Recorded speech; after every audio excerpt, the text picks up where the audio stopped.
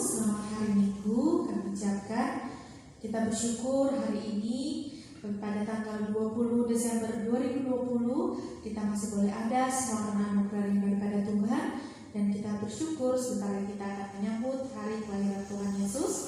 Biarlah kita selalu menikmati kasih yang daripada Tuhan dan kita menikmati saat-saat indah bersama dengan Tuhan. Itu untuk membuka ibadah kita menyanyikan pujian, menikmati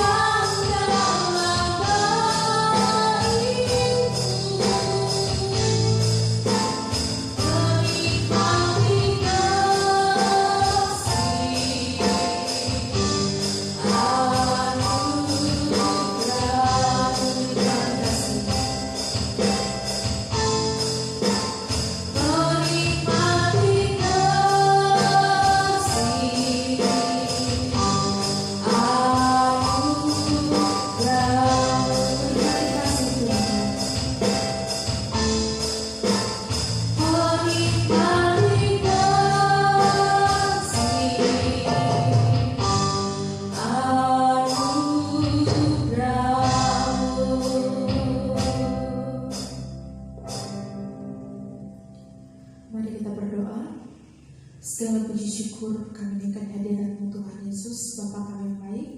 Sungguh kami sangat bersyukur Tuhan, jika kami masih diberikan kesempatan untuk memuji dan memuliakan nama-Mu Tuhan.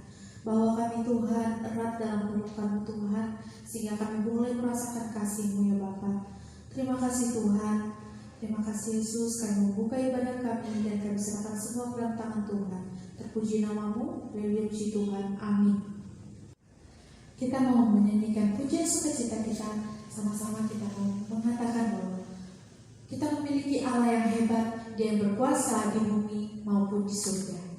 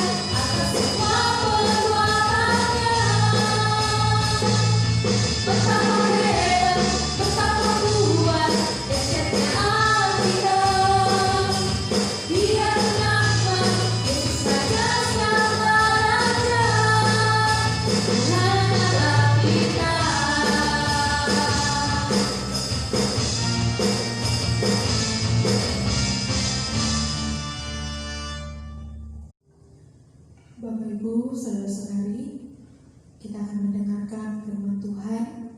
Kita akan mempersiapkan hati kita untuk menerima firman Tuhan. Kita menyanyikan pujian, kusiapkan hatiku Tuhan untuk dengar firman.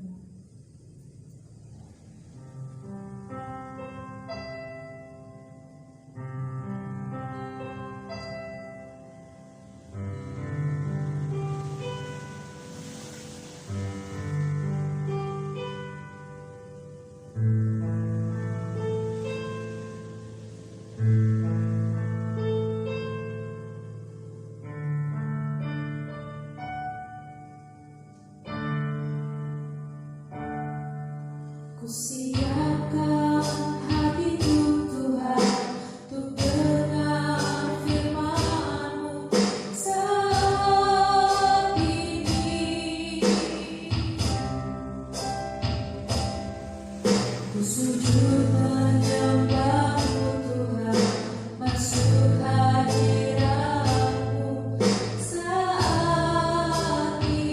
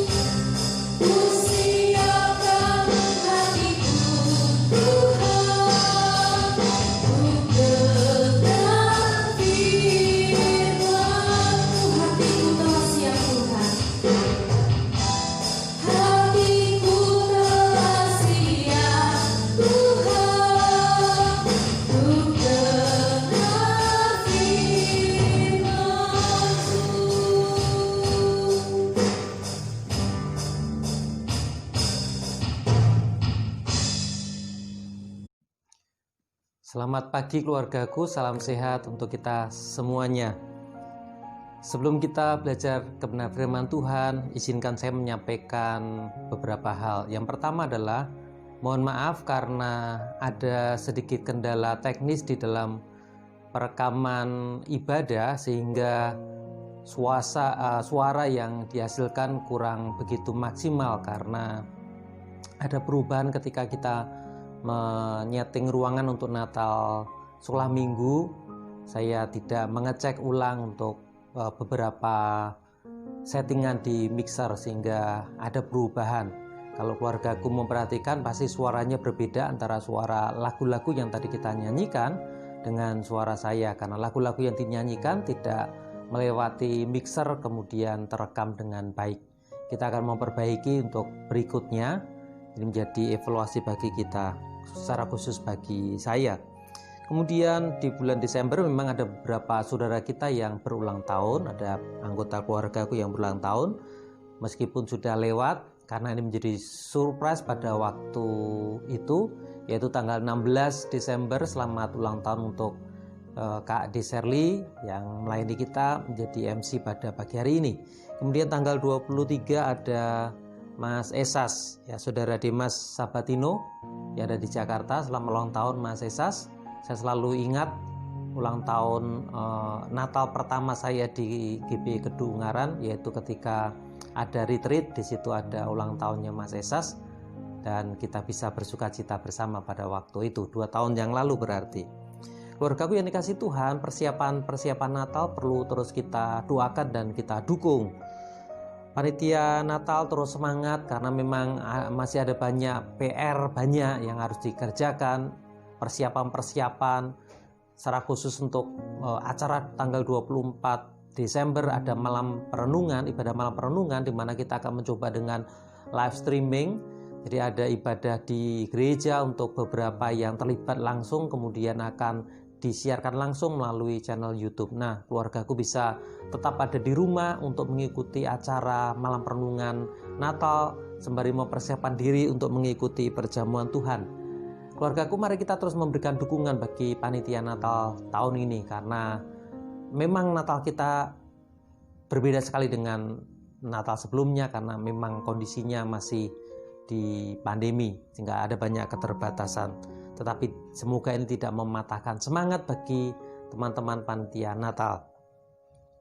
Mungkin ada yang bertanya-tanya, mengapa malam Natal, malam perenungan Natal, atau ini sudah mendekati Natal, ya memang tanggal 24 nanti kita akan melakukan perjamuan Tuhan. Kenapa Natal, kelahiran, justru kok malah diperingati atau dirayakan dengan kematian, dengan perjamuan Tuhan? Perjamuan Tuhan selalu identik dengan pengorbanan Tuhan Yesus, dan itu kematian Tuhan Yesus. Dan itu kenapa kok malah di tanggal 24 Desember di mana kita merayakan kedatangannya? Masa kelahiran malah dirayakan dengan kematian? Nah, keluargaku, sepertinya tepat pada bagian yang kita pelajari hari ini, yaitu Yohanes pasal yang ke-17, doa Yesus untuk murid-muridnya. Keadaan yang terjadi ketika Tuhan Yesus menaikkan doa ini adalah ketika setelah perjamuan Tuhan, perjamuan kudus. Ini konteksnya saya berbicara ya. Perjamuan Paskah pada waktu itu. Kemudian Yudas meninggalkan kelompok 12 murid itu untuk mengkhianati Tuhan Yesus, untuk lapor atau merencanakan sesuatu yang jahat untuk segera dilakukan. Lalu setelah itu Tuhan Yesus menyampaikan khotbah, atau bahasa saya adalah ini menjadi kuliah padatnya murid-murid. Setelah menyampaikan banyak hal, pasal 14, 15, 16, kemudian Tuhan Yesus mengajak murid-muridnya berdoa, atau Tuhan Yesus berdoa, dan itu disaksikan oleh beberapa muridnya dan pasti oleh Yohanes yang menuliskan dengan sangat baik apa yang diucapkan Tuhan Yesus ketika berdoa. Yesus berdoa. Ini juga menjadi pertanyaan yang bisa mengganggu mengganggu pikiran dan iman kita. Bukankah Yesus adalah Tuhan? Kenapa Yesus masih berdoa? Kenapa Yesus justru berdoa? Ingatlah keluargaku bahwa konteksnya, apalagi ini dekat dengan Natal, Konteksnya adalah Yesus sebagai manusia. Yesus berinkarnasi menjelma menjadi manusia. Yesus yang adalah Tuhan di dalam kekekalan yang tak terbatas kuasanya, tetapi memilih meninggalkan semuanya dan terbatas menjadi manusia. Sehingga Yesus sebagai manusia, Yesus juga berdoa kepada Bapa. Ini pengajaran yang menarik sekali, pentingnya doa. Tuhan Yesus saja berdoa. Bahkan di dalam pelayanan sebelum-sebelumnya, kita bisa melihat bahwa Yesus mempunyai waktu khusus untuk berdoa. Bahkan kadang-kadang berdoa semalam-malaman sebelum mengambil sebuah keputusan. Salah satunya ketika mau memilih murid-murid utamanya. Nah, Tuhan Yesus yang menjadi tujuan doa, tetapi dalam konteks di pasal yang ke-17 ini adalah Yesus sebagai manusia, Tuhan dan manusia, manusiawinya Yesus berdoa. Manusiawinya Yesus berdoa. Bahkan kalau nanti kita melihat di dalam Roma pasal yang ke-8, di sana kita mendapati juga bahwa Roh Kudus pun yang Tuhan berikan kepada kita, yang dalam bentuk Tuhan menyertai kita, Roh Kudus yang ada di dalam diri kita pun mendoakan kita, menyampaikan keluhan-keluhan yang tak terungkapkan, tak terkatakan dalam kehidupan kita kepada Bapa. Nanti bisa dilihat di dalam Roma pasal yang ke-8 ayat yang ke-26. Roh Kudus pun berdoa. Jadi tidak ada masalah dengan Yesus dalam konteks manusia, dalam konteks dia menjalankan misi Bapa sebagai pribadi yang datang dari Bapa, utusan Bapa. Ketika mengalami pergumulan, dia berdoa. Natal adalah kedatangan, keluargaku. Natal adalah kelahiran, awal sebuah misi yang diemban oleh Tuhan Yesus Kristus. Dan Yohanes 17 ini adalah laporan dari misi itu. Penyelesaian misi itu. Natal adalah pintu depan, dan doa Yesus ini sepertinya akan menutup pintu belakang. Kelahiran sangat penting, keluargaku. Kelahiran sangat berarti. Natal sangat berarti. Namun bagi saya terlebih penting, terlebih berarti adalah bagaimana menjalani kehidupan setelah kelahiran. Ulang tahun menyenangkan, tetapi terlebih penting bagaimana kita menjalani kehidupan dengan bertambahnya usia kita. Kelahiran kita sangat penting, peristiwanya penting. Tapi terlebih penting bagaimana kita menjalani kehidupan kita sampai detik ini dan sampai nanti Tuhan memanggil kita. Saya pernah mengkhotbahkan di bagian ini dengan fokusnya adalah LPG, laporan pertanggungjawaban Tuhan Yesus sebagai konteksnya pada waktu itu adalah sebagai utusan Tuhan, sebagai seseorang yang diutus Tuhan untuk menjalankan misi besar, misi agung, yaitu penyelamatan melalui pengorbanan.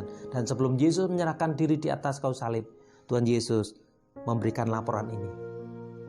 Keluargaku, sebenarnya disinilah terjadinya penggenapan Sang Immanuel, Allah yang menyertai kita, Allah yang bersama-sama dengan kita, Tuhan yang tinggal dekat dengan kita, bersama kita.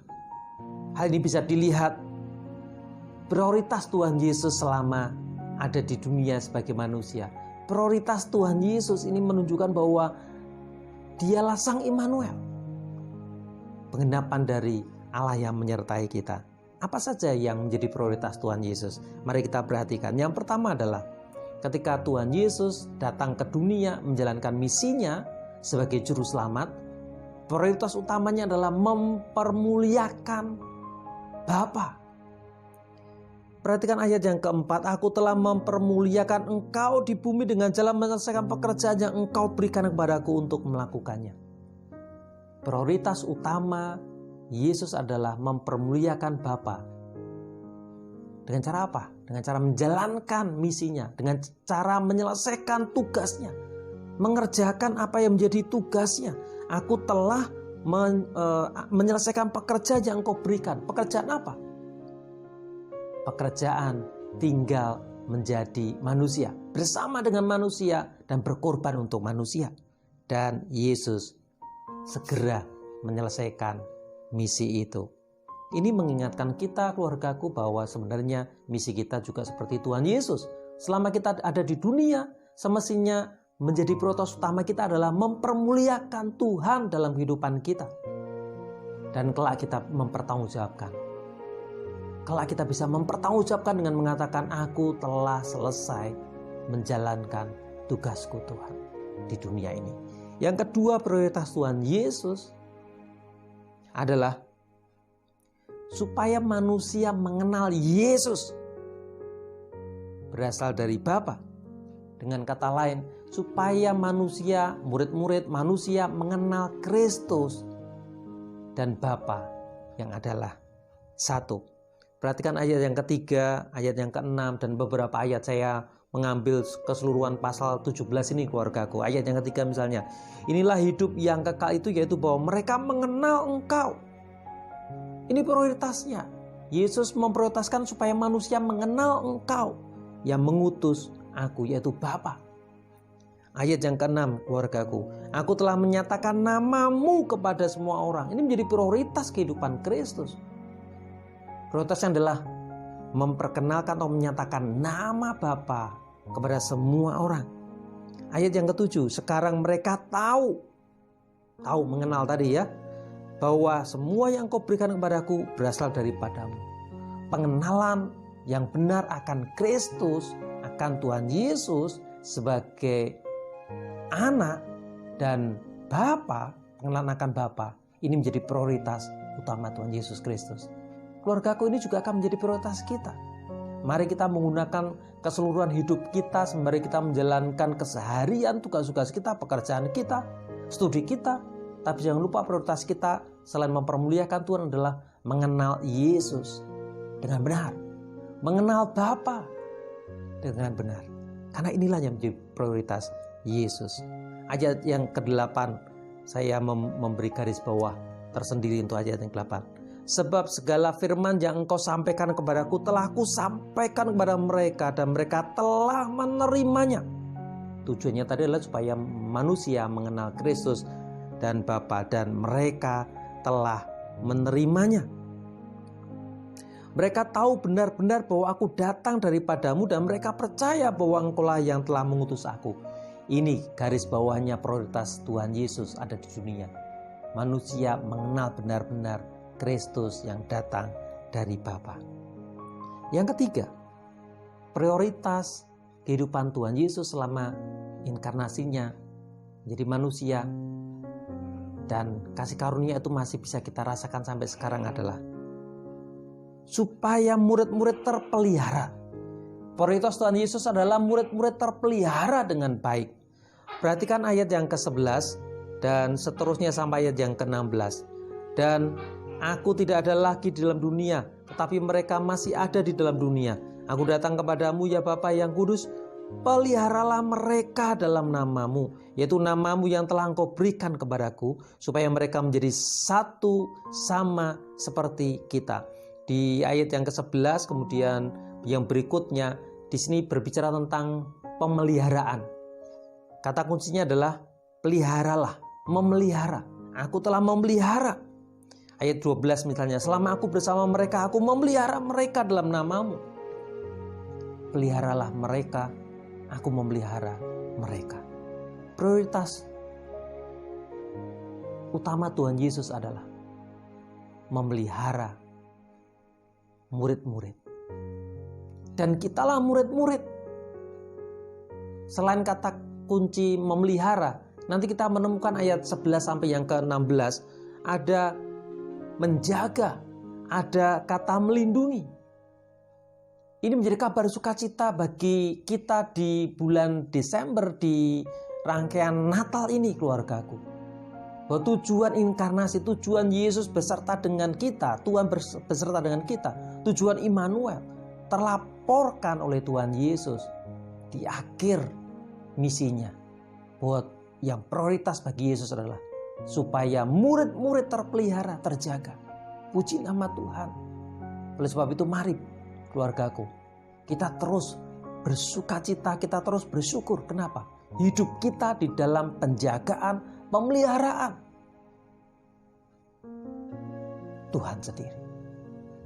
Yang keempat, prioritas Yesus adalah mengkuduskan murid-muridnya. Ayat yang ke-17-19 berbicara bagaimana Tuhan menguduskan murid-muridnya. Kuduskanlah mereka dalam kebenaran, firman-Mu adalah kebenaran. Sama seperti Engkau telah mengutus aku ke dalam dunia, demikian pula aku telah mengutus mereka ke dalam dunia. Dan aku menguduskan diriku bagi mereka, supaya mereka pun dikuduskan. Ini prioritasnya keluargaku. Kita mengalami pengudusan. Kita yang jauh dari Tuhan, kita yang hina karena dosa, kita yang tidak layak melihat kemuliaan Tuhan, tetapi kita menjadi prioritasnya Tuhan. Tuhan menguduskan kita dengan darahnya yang kudus. Dan yang terakhir, prioritas Tuhan yang dinyatakan di pasal ini, yang menggenapi dialah Sang Immanuel, adalah Tuhan menyertai kita. Penyertaan Tuhan bagi kita itu menjadi prioritasnya. Kita bisa membaca ayat yang ke-20 dan seterusnya sampai selesai di pasal yang ke-17 ini. Ketika berbicara tentang penyertaan Tuhan, ini terwujud dengan keinginan besar Tuhan, dan itu menjadi pokok doanya, yaitu bagaimana Yesus menginginkan adanya kesatuan dan persatuan umatnya.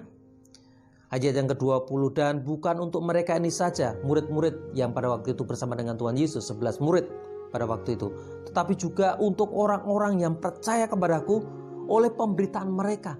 Ini termasuk kita percaya setelah semuanya terjadi ini. Apa yang kita baca ini setelah terjadi. Kita percaya oleh karena terus-menerusnya pemberitaan oleh murid-murid Tuhan Yesus dari para rasul dan seterusnya. Dan sampai akhirnya Injil itu sampai kepada kita dan kita percaya. Dan ketika kita percaya, kita menjadi prioritasnya Tuhan juga. Dan bukan untuk mereka ini saja aku berdoa, tetapi juga untuk orang-orang yang percaya kepadaku oleh pemberitaan mereka, supaya mereka semuanya menjadi satu. Apa hubungannya dengan persatuan, kesatuan umat Tuhan dengan apa yang menjadi semacam opini yang saya temukan di sini, bahwa ini adalah bagian penyertaan Tuhan.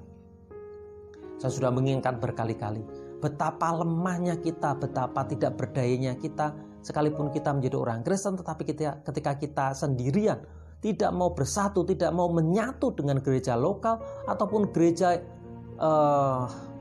yang gereja universal, maka kita menjadi pribadi yang sangat rentan, yang sangat lemah. Sehingga penyertaan Tuhan Yesus itu dinyatakan ketika ada kebersamaan dan persatuan. Ingatlah Tuhan Yesus pernah berfirman, kalau ada 2 orang atau lebih yang berkumpul di dalam nama Yesus, di situ Yesus hadir. Ini penyertaan Tuhan. Inilah karya Immanuel. Allah yang menyertai kita, Allah yang bersama-sama dengan kita, Allah yang tinggal dengan kita. Menarik sekali keluargaku, bahwa doa syafaat Tuhan Yesus sebelum menyerahkan diri di atas kayu salib ada kaitannya dengan Natal sebenarnya. Semua misinya tergenapi dan Yesus sudah menyampaikan kepada Bapa melalui doa ini. Mari kita bersyukur yang pertama, lalu yang kedua, biar ini menjadi prioritas kita juga. Supaya kita memprioritaskan hidup untuk mempermuliakan Tuhan. Kita memprioritaskan hidup untuk mengenal Kristus dan Bapa. Dan kita bisa mendapatkan kekuatan bersyukur karena ternyata kita dipelihara, dijaga dan dilindungi oleh Tuhan. Kita bersyukur karena darah Yesus menguduskan kita. Dan kita bisa mengatakan amin. Karena Yesus adalah Immanuel, Allah yang menyertai kita, yang mempersatukan kita untuk menjadi kekuatan yang besar. Dan nanti keluargaku bisa membaca bagaimana Yesus merindukan dimanapun Yesus berada, disitulah kita berada. Artinya ini tentang penyertaan, ini tentang Allah yang menyertai kita, tentang Immanuel. Dimanapun Yesus berada, kita berada di situ. Atau dimanapun kita berada bersama-sama, disitulah Yesus hadir. Yesus Sang Immanuel akhirnya tergenapi di sini. Kiranya ini menjadi kekuatan bagi kita dan menjadikan sukacita kita untuk mempersiapkan diri menikmati malam perenungan Natal, juga perayaan Natal di tahun ini. Tuhan memberkati. Mari kita berdoa. Bapak Surgawi, kami sungguh bersyukur kami sampai pada satu doa yang sungguh luar biasa ketika Engkau menunjukkan sisi kemanusiaan Engkau ya Tuhan Yesus. Sebagai manusia Engkau menyampaikan sesuatu kepada Bapa. Engkau berdoa. Engkau menyampaikan apa yang sudah Engkau lakukan dan kami akhirnya bisa melihat melalui doamu ya Tuhan. Kami adalah bagian dari prioritas pelayananmu selama di dunia. Oleh sebab itu kami bersyukur.